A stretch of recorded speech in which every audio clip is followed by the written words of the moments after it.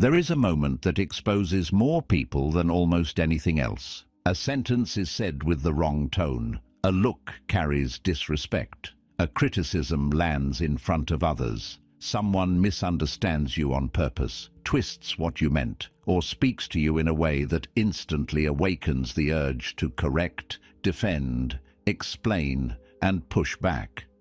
Most people think the danger begins in what the other person said. It does not. The danger begins in what starts rising inside you the moment you feel the need to answer. That is where people lose power, not because speaking is always wrong, not because silence is always noble, but because most people do not speak from clarity in those moments. They speak from activation, from ego, from the sudden need to restore their image before it settles in the wrong shape in someone else's mind. They feel themselves being pulled into an emotional frame, and instead of noticing the frame, they start performing inside it. This is why so many arguments leave people feeling drained, misunderstood, and strangely ashamed afterward. It is not only that the conversation went badly, it is that they got pulled out of themselves. They let another person choose their emotional rhythm, choose the urgency, choose the battlefield, and often even choose the version of them that appeared in the exchange. That is what this episode is really about. Not silence as passivity. Not silence as fear, not silence as a performance of coldness, but silence as restraint, timing, and self-command. The kind of silence that keeps you from giving away your dignity just because a moment became heated.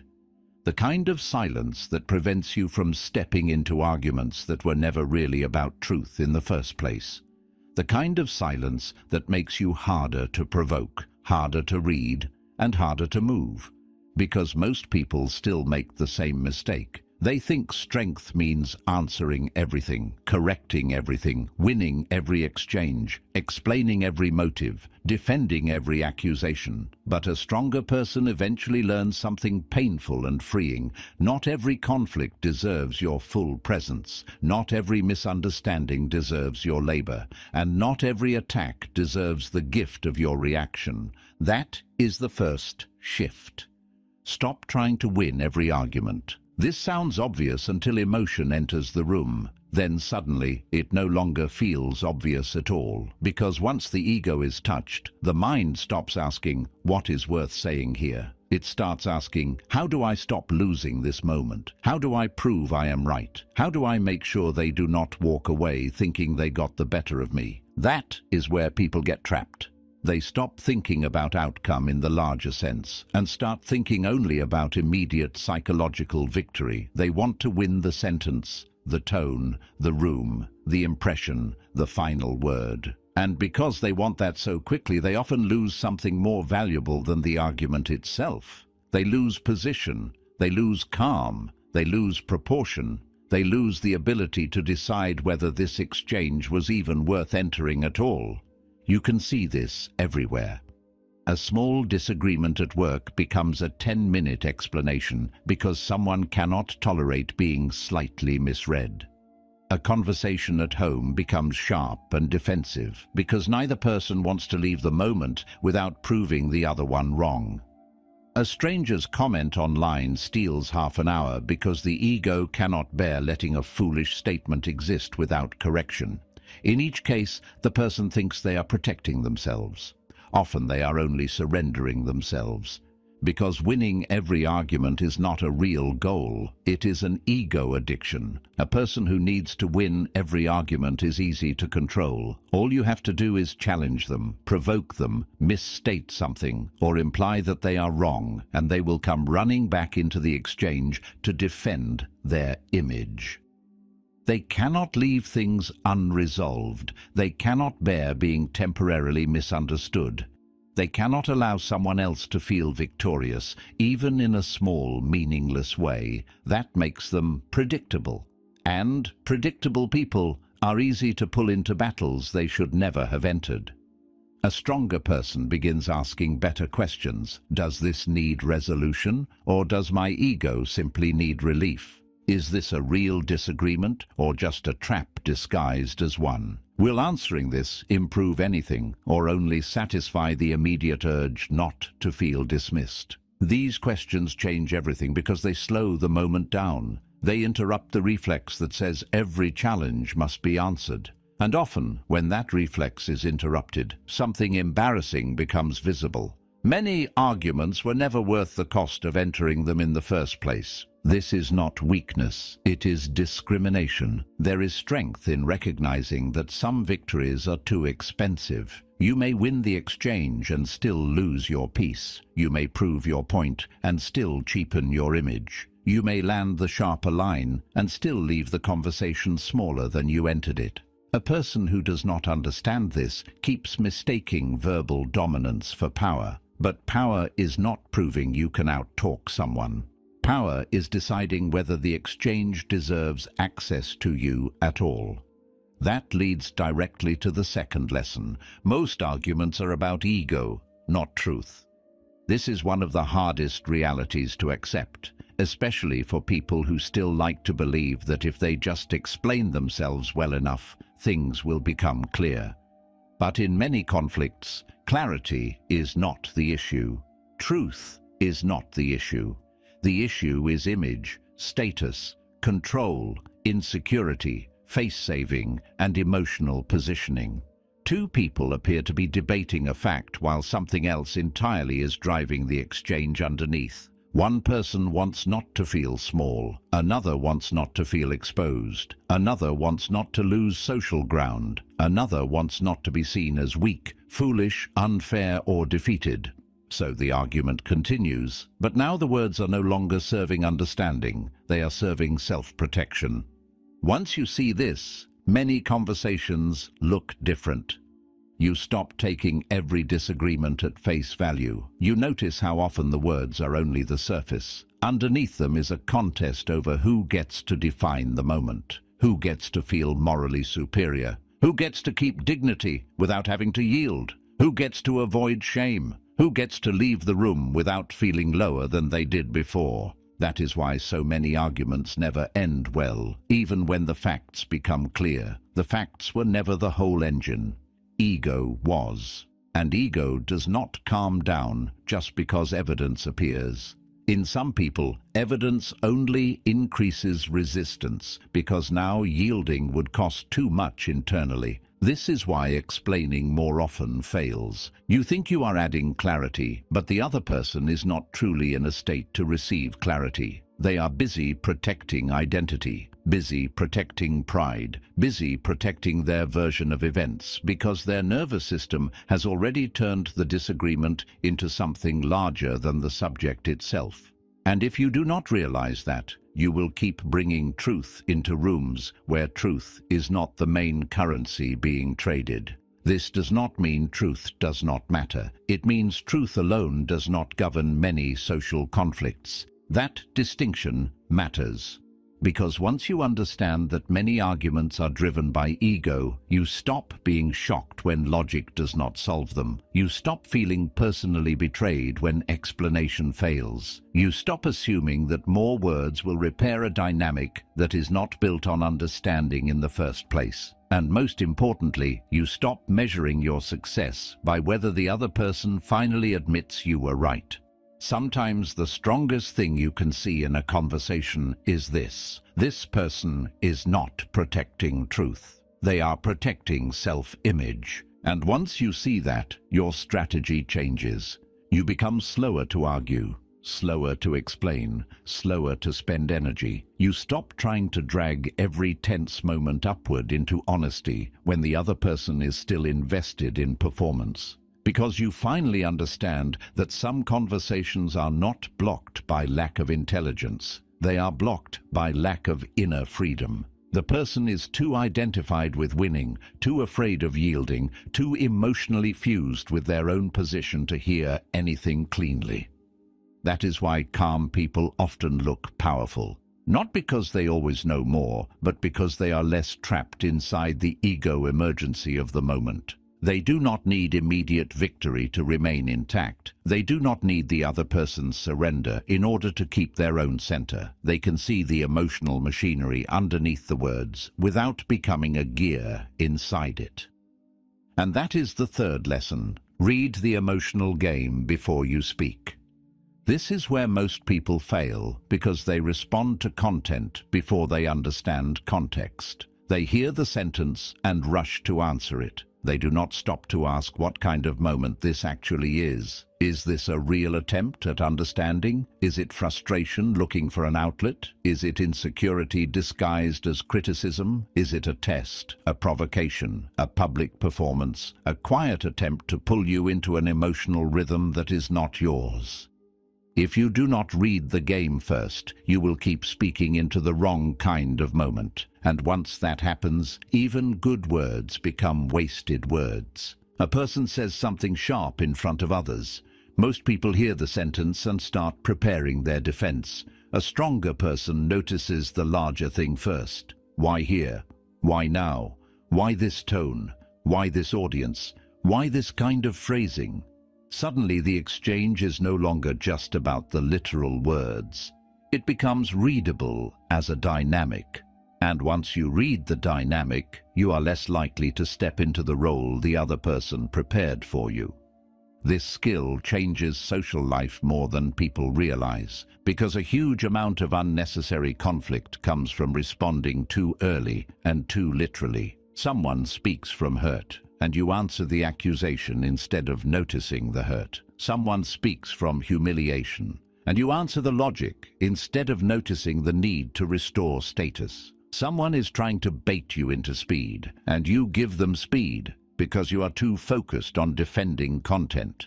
In each case, you are playing the visible game while losing to the invisible one.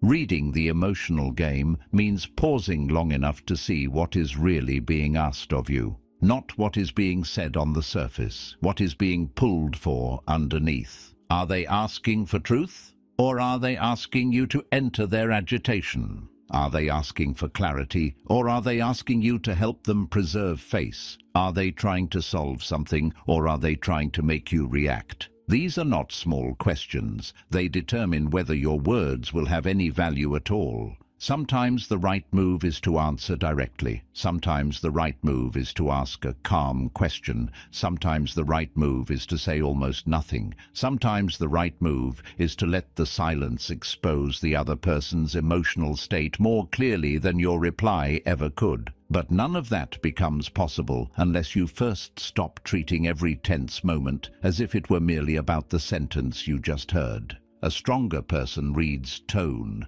pace, timing, setting, audience, pressure, emotional temperature. They are not becoming paranoid. They are becoming socially awake. They understand that people reveal far more in how they speak than in what they claim to mean. And often the hidden meaning determines the right response more than the visible one. This is what makes silence powerful.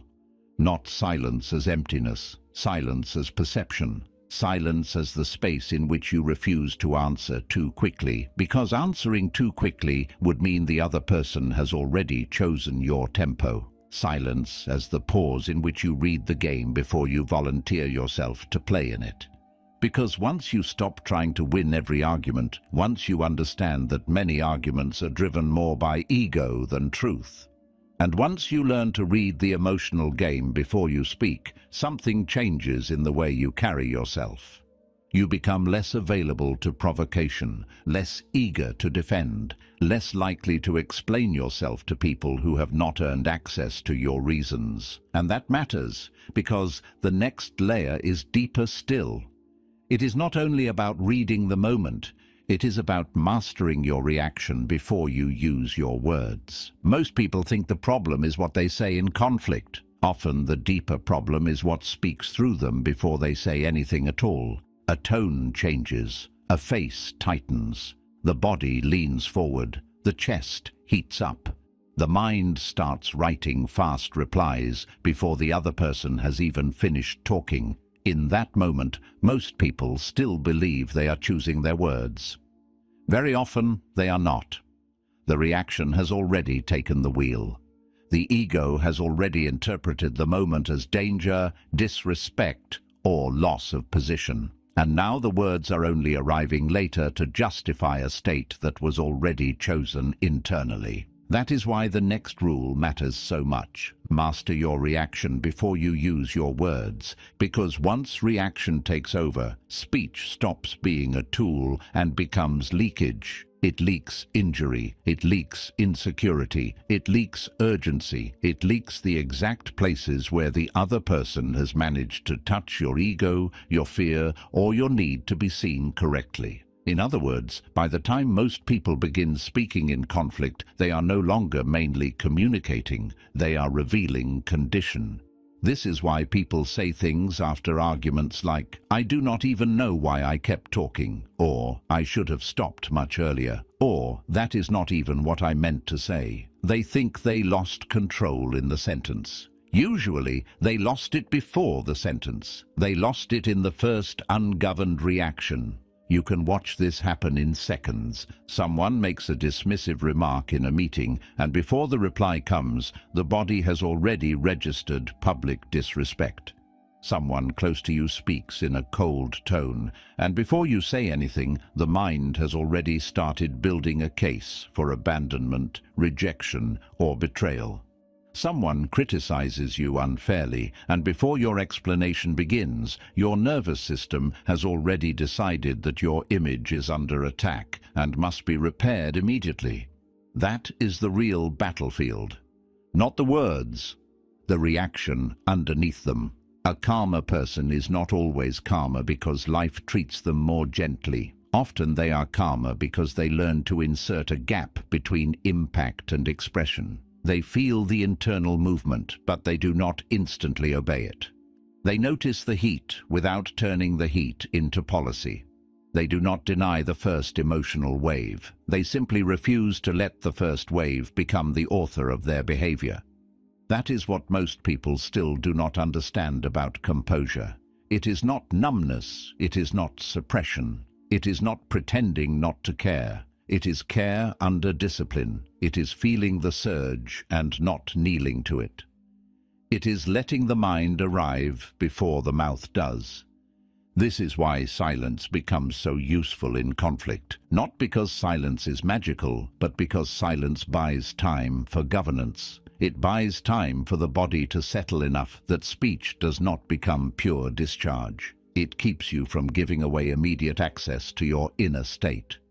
It interrupts the reflex to prove, justify, retaliate, or explain yourself before you have even decided whether the moment deserves that labor.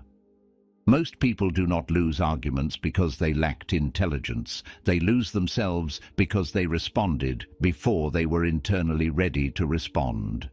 A person says something provocative. You answer fast. Why? Because speed feels like strength. But often speed is only unprocessed activation. Another person accuses you unfairly. You rush to defend. Why? Because silence feels dangerous. But often that danger is not real. It is simply the ego's inability to tolerate temporary misreading. Someone uses a sharp tone. You sharpen yours. Why? Because matching energy feels powerful. But often it only proves that they successfully chose your emotional rhythm for you. That is what reaction does. It makes you live at the mercy of the moment's first temperature. A stronger person becomes suspicious of that temperature. They ask better questions internally. What exactly is happening in me right now? Is this hurt speaking? Is this pride? Is this fear of looking weak? Is this old sensitivity being triggered by a new event? Is this truly the kind of moment that requires immediate language, or am I about to use speech to discharge discomfort rather than create clarity? Those questions restore command.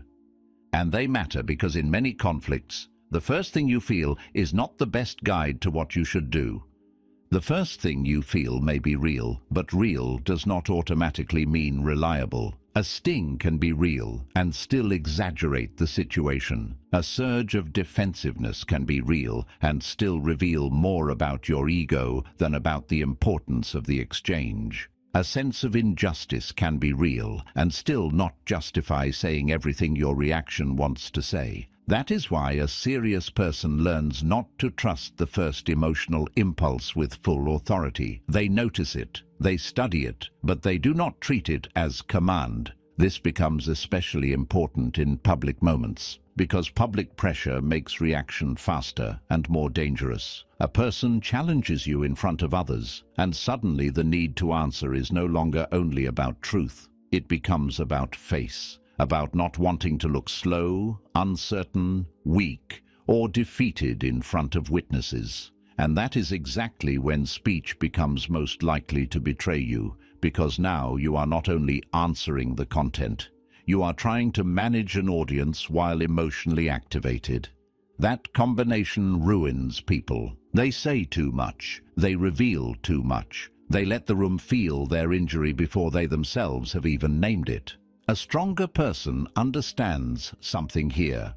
Public pressure is one of the worst environments for clean reaction, so they become harder to rush. They are willing to look slower for a few seconds in order to remain stronger in the larger sense. They are willing to pause, breathe, narrow the reply, or even say less than the moment seems to demand. Why? Because they would rather keep command than win appearance. This is where silence starts becoming a form of visible strength. Not dramatic silence, not hostile silence, governed silence. The kind that says, you do not get immediate access to my nervous system just because you created tension. That changes the whole exchange, because people are used to emotional immediacy. They are used to seeing the face change fast, hearing the defensive explanation fast, getting the reaction they were unconsciously pulling for. When that reaction does not come, they often reveal more of themselves. Their tone becomes more obvious. Their insecurity becomes more obvious. Their need to escalate becomes more obvious. In other words, your restraint helps expose the actual structure of the moment. This is why mastering reaction is not merely self-control, it is social intelligence. It protects you from speaking from the wound instead of from the mind. And once that begins to happen, something else becomes possible. You stop replacing clarity with defensiveness. That is the next rule. Replace defensiveness with calm curiosity. This is one of the most powerful shifts a person can make in conflict because it completely changes the emotional geometry of the exchange. Defensiveness is usually fast, narrow, self-protective, and eager to correct the record. It is less interested in understanding than in stopping discomfort. That is why defensive people often say too much too early. They are not truly responding to the other person. They are trying to repair the image of themselves that suddenly feels threatened. They need the misunderstanding fixed now. They need the accusation softened now. They need the other person to stop holding the wrong impression now. But that urgency often weakens them. It reveals that their peace is still too tied to how quickly they are perceived correctly. It shows that their ego is now negotiating inside the conversation. It also teaches the other person something dangerous. If they create enough tension, enough confusion, or enough emotional pressure, they can pull more explanation and more exposure out of you than they ever earned. This is why calm curiosity is stronger. Calm curiosity does not rush to explain. It slows the moment down. It asks. It listens. It widens the frame. It refuses to let the conflict become only about your immediate self-protection. Instead of saying, "That is not what I meant. Listen, let me explain." Calm curiosity may ask, "What exactly did you take from what I said?" Or, "What part of this is bothering you most?" Or even, "Say more." These kinds of responses do something subtle but important. They shift you out of defensive contraction and into observational strength. They also make the other person keep speaking, which often reveals far more than your quick defense ever would have uncovered. This matters because many people are not fully aware of what they are doing until they hear themselves continue. The first accusation may sound reasonable. The second sentence begins revealing distortion. The third reveals ego. The fourth reveals projection. Had you rushed to defend yourself immediately, all of that might have stayed hidden under the surface. Calm curiosity gives the moment room to expose itself. You can see the difference in ordinary life. A partner says, "You never listen." A defensive person instantly starts listing all the times they listened. Now the room becomes a courtroom. A calmer person may ask, "When did you feel that most recently?" Suddenly the exchange has a chance to become concrete instead of theatrical. A colleague says, "You made this harder than it needed to be." A defensive person starts proving efficiency. A calmer person asks, "Where exactly do you think it became harder?" Now the conversation either becomes specific or the vagueness begins revealing itself. That is the hidden strength of calm curiosity. It separates signal from emotional fog. It also protects your dignity, because one of the best ways to avoid being dragged into defensive overexposure is to stop assuming that every criticism requires an immediate explanation from you. Sometimes what is needed first is not your defense. It is their clarification, their expansion, their full reveal, their own reasoning brought into the open long enough to be examined. This is especially useful when the other person is emotional, vague, dramatic, or clearly projecting. In those moments, quick defense usually feeds the fire. It gives them resistance to push against. It gives them more emotional energy. It confirms that the exchange has already entered a frame where you must prove yourself. Calm curiosity refuses that frame. It does not surrender, but it does not perform submission to the accusation either. It makes the other person carry more of the weight of what they are saying. That is why calm curiosity is not softness. It is not weakness. It is not people-pleasing. It is strategic stability. It says, "I am not going to panic just because you are displeased. I am not going to rush into self-justification just because the emotional temperature rose. I am going to understand what kind of moment this is before I volunteer my nervous system to it." And when a person starts doing that consistently, something changes in how others experience them. They become harder to corner, harder to bait, harder to flood with pressure, because the usual levers stop working as easily. The other person cannot simply create enough tension and count on you to spill your reasons, your anxiety, your insecurity, and your defense into the room. They are now dealing with someone who can remain open without becoming exposed and curious without becoming submissive. That is a real form of social power, and it matters even more because the next step is not only how you manage yourself or how you ask better questions. It is how you stop turning conflict into humiliation, because if you truly want silence to become power, you must also understand how to protect the other person's dignity while still refusing to surrender your own. One of the biggest mistakes people make in conflict is that they think the only dignity in the room that matters is their own. That is understandable when you feel attacked. The ego contracts fast. The mind becomes occupied with one thing. Do not let me be diminished here. Do not let me look weak. Do not let me be placed beneath this person. And because that fear takes over, many people start speaking in a way that may protect their pride in the moment, but quietly worsens the whole exchange. They corner the other person too hard. They expose them too directly. They correct them in a tone that leaves no honorable path back. They make the other person feel small in front of witnesses, and then they are surprised when the conflict intensifies. This is why the next rule matters more than most people realize. Protect the other person's dignity. This does not mean protect their ego from truth. It does not mean flatter them. It does not mean submit to distortion or surrender your standards just to keep peace. It means understand something simple and very human. People become more irrational when they feel trapped. humiliated, or stripped of face in real time.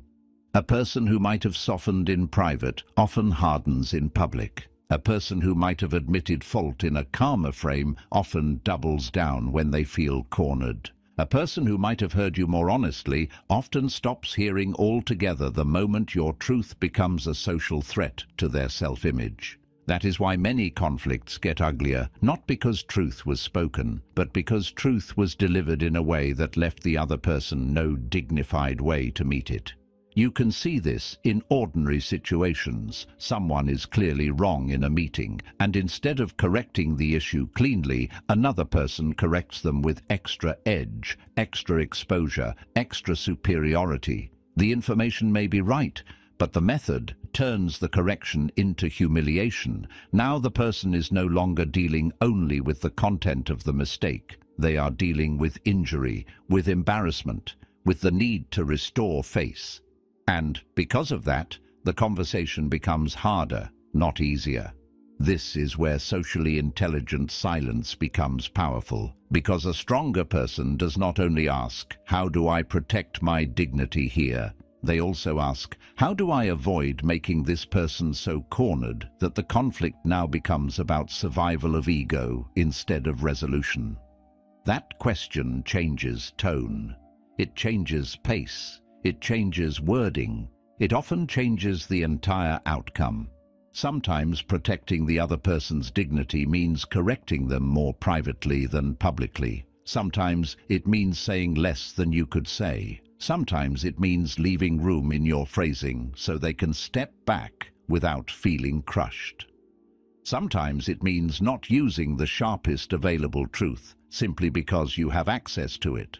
Sometimes it means asking instead of declaring, or pausing instead of exposing. This is not weakness, it is precision. Because many people think power means showing the other person exactly how wrong they are as quickly and clearly as possible. But often that is only ego wearing the mask of honesty. Real strength is more disciplined than that. It does not need to humiliate in order to remain upright. And this matters for a second reason too. The way you handle another person's dignity often reveals whether you are trying to solve the conflict or enjoy your moment of superiority inside it. That is a brutal distinction, but an important one. Some people do not really want resolution. They want the high of moral advantage. They want the other person pinned down. They want to feel cleaner, smarter, calmer, more mature. And when that appetite enters the room, even truthful speech starts becoming contaminated by ego. A calmer person resists that appetite. They do not help the other person preserve a lie, but they also do not turn the conversation into public shaming just because they finally have the upper hand. They understand that the more humiliated the other person feels, the more likely they are to become dishonest, theatrical, manipulative, or combative. In other words, protecting the other person's dignity is often not generosity. It is strategy. This becomes especially important with people you actually have to keep dealing with: family, partners, friends, colleagues. People who will still exist in your life after this specific moment is over. If you repeatedly make them feel cornered, exposed, or emotionally defeated, they may stop trusting you even when you are right. They may begin withholding honesty from you, not because they hate truth, but because truth in your hands has come to feel like danger. That is a serious loss, and most people do not notice they are creating it because they are too attached to being correct in the moment. A stronger person thinks longer than the moment. They understand that some conflicts are better softened than won theatrically. They know that if they keep the other person's dignity intact, they often preserve the relationship's ability to return to honesty later. They are not merely handling information. They are handling human pride, shame, and defensiveness with enough awareness not to turn every correction into a rupture. And once you understand that, the next lesson becomes even more powerful. Use silence to break the rhythm of conflict. This is where silence stops being mere restraint and starts becoming intervention. Every conflict has a rhythm. Someone raises the emotional temperature, the other person matches it. Tone sharpens, defensiveness rises, speed increases, explanations multiply, interruptions begin. Now both people are inside a pattern that seems to move on its own. That rhythm is what traps people, because once it has fully formed, most people stop choosing. They start participating. Their lines begin to sound predictable. Their reactions become almost automatic. The conflict starts writing itself. This is why silence can be so powerful. It interrupts the machinery.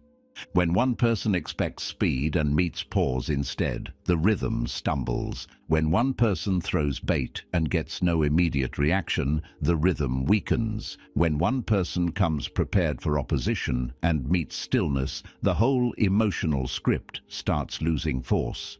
That pause does something important. It gives the moment back to thought. Most people have never really learned how to do this. They confuse immediate response with strength. They think if they do not answer quickly, they are surrendering ground. But often the opposite is true. Quick reply is usually obedience to the emotional climate already set by someone else. Silence, when used deliberately, is refusal.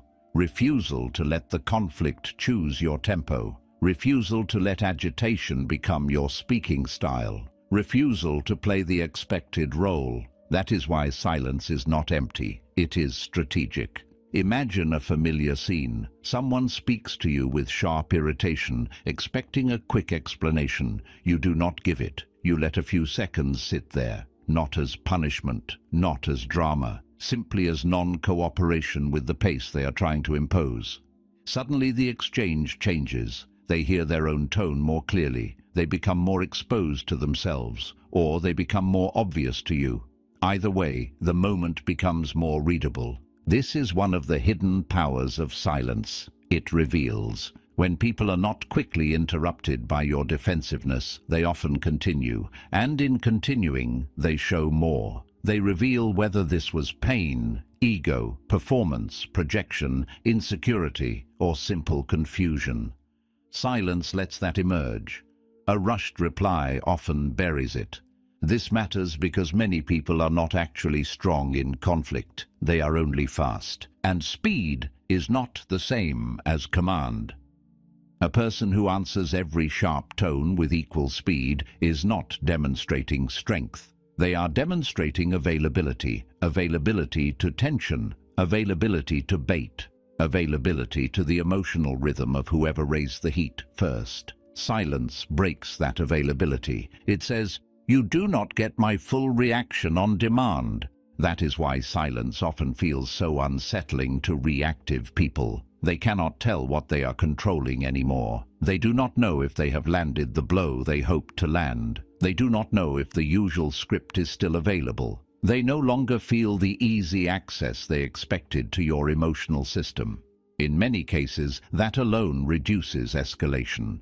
Of course, silence must be used with intelligence. Not every silence is powerful. Some silence is passive aggression. Some silence is fear disguised as control. Some silence is only emotional withdrawal with a superior expression on its face. That is not what this rule means. Powerful silence is governed silence. It does not collapse inwardly. It does not sulk. It does not punish theatrically. It does not perform mystery. It simply refuses unnecessary participation in the rhythm of conflict. That distinction is essential, because if your silence is secretly full of resentment, panic, or self-righteousness, the other person often feels that anyway, and then the conflict is still alive. Only now it has gone underground. The aim is not to go mute. The aim is to keep the exchange from taking possession of your nervous system. Sometimes silence lasts only 2 seconds. Sometimes it lasts for the rest of the conversation.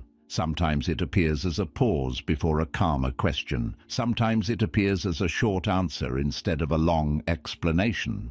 Sometimes it appears as no answer at all because the exchange has already revealed itself as unworthy of further labor. That leads directly to the next rule. Stop wasting energy on people who want opposition, not understanding. This is one of the hardest lessons for good, articulate, thoughtful people to learn, because they often keep believing that if they explain well enough, patiently enough, cleanly enough, the other person will finally arrive at honesty. But some people are not trying to understand you. They are trying to engage you. That is a very different thing. They do not want clarity. They want friction. They do not want resolution. They want resistance. They do not want insight. They want the emotional stimulation of opposition. Some want the feeling of combat. Some want the pleasure of provocation. Some want the control that comes from making you defend yourself. Some simply do not know how to relate without tension, so they keep creating it.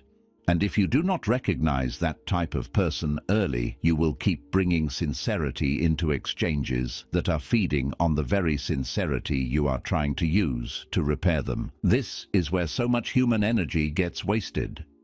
A person explains, the other person twists, the person clarifies, the other person shifts the point, the person answers that point, the other person introduces a new accusation. Soon the conversation is no longer a path toward anything, it is a treadmill, and the reason it feels exhausting is that it was designed to be exhausting. Consciously or not, the other person is not trying to move toward understanding.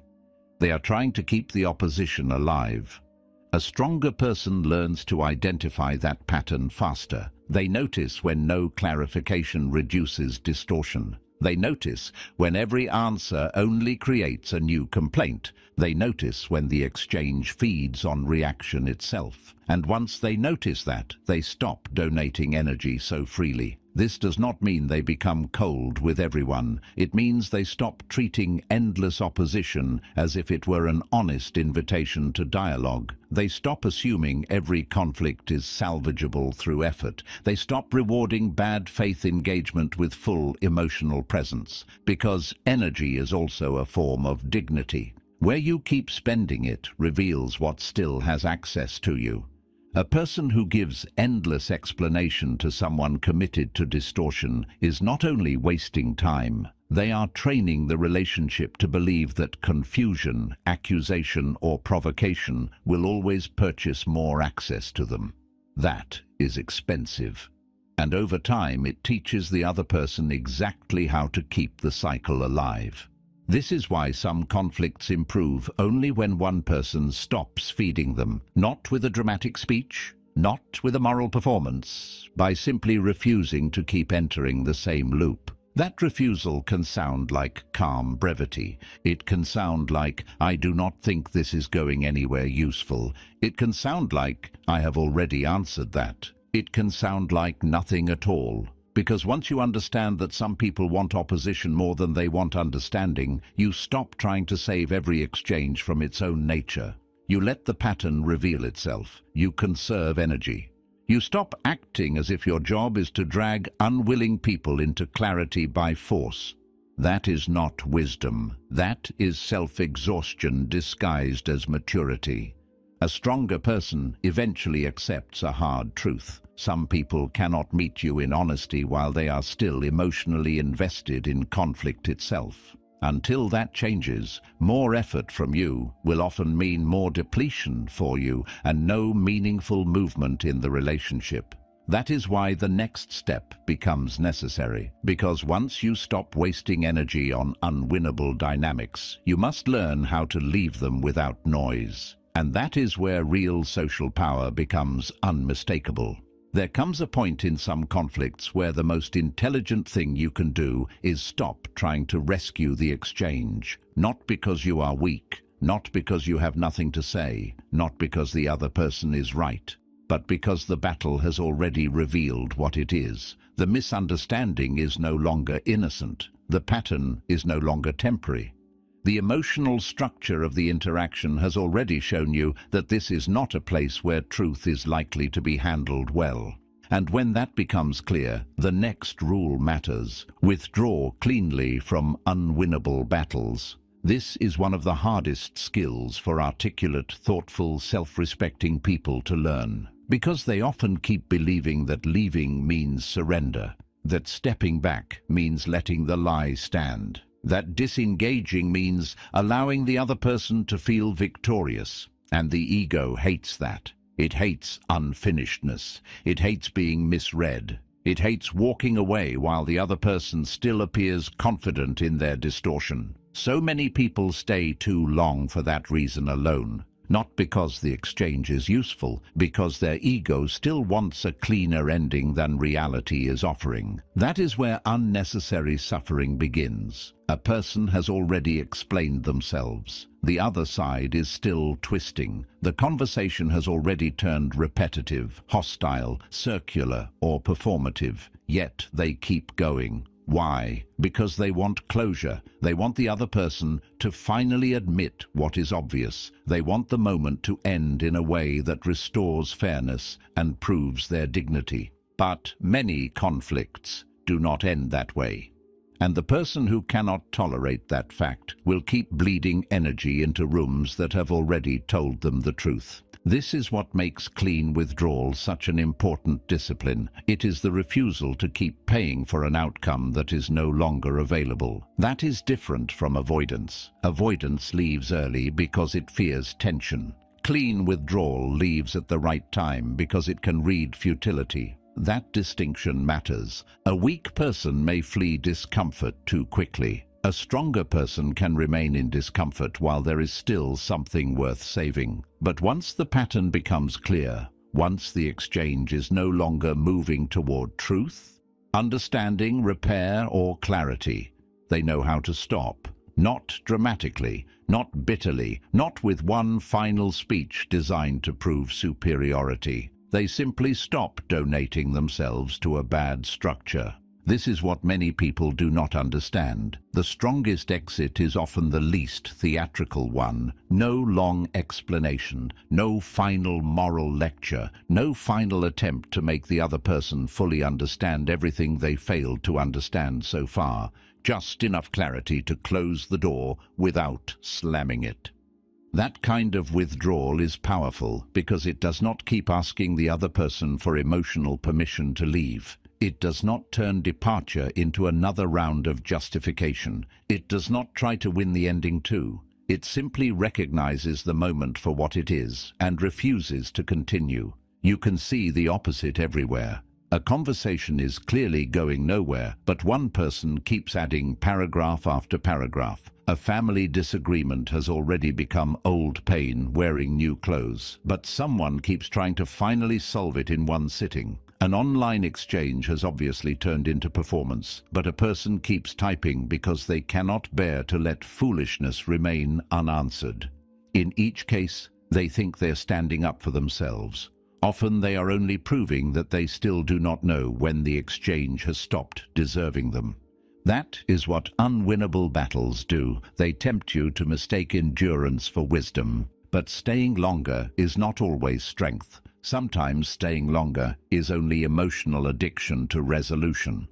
And that addiction is costly because the longer you remain in a dead exchange, the more likely you are to become smaller inside it. You grow sharper than you wanted, more repetitive than you wanted, more exposed than you wanted, more emotionally available than you wanted. The conversation may not change, but you do. That is why leaving matters. It is not only about ending the interaction. It is about preventing the interaction from reshaping you into someone you do not respect. A clean withdrawal protects more than time. It protects form.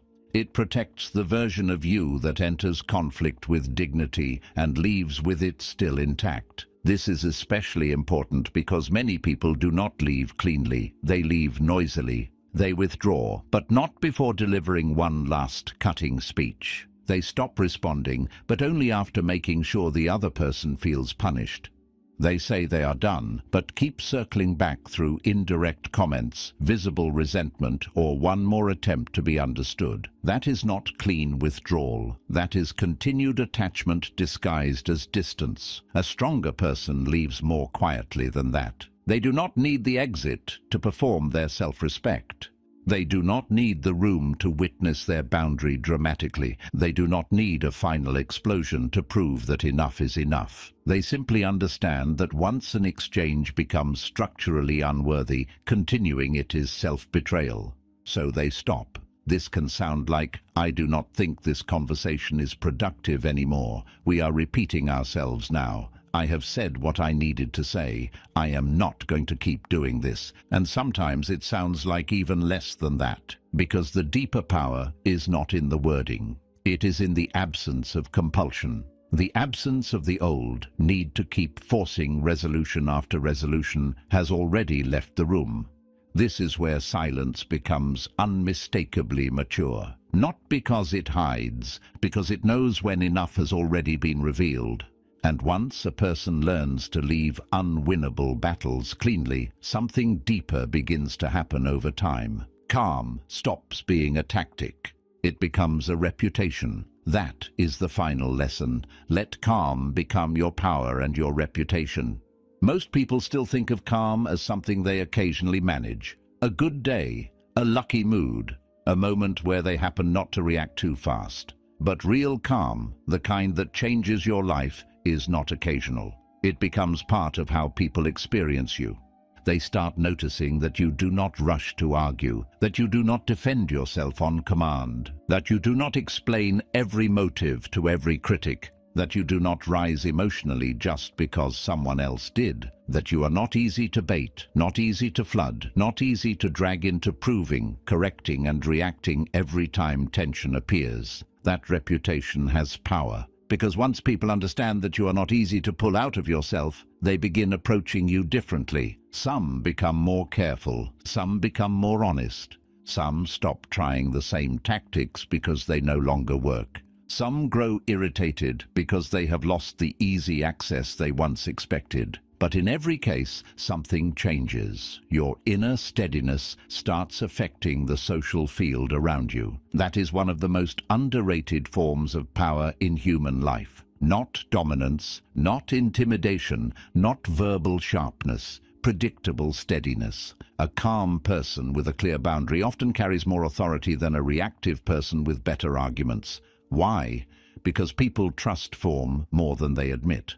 They watch how easily you get pulled, how quickly your tone changes, how much access pressure has to your nervous system, and from that, they decide what kind of presence you are.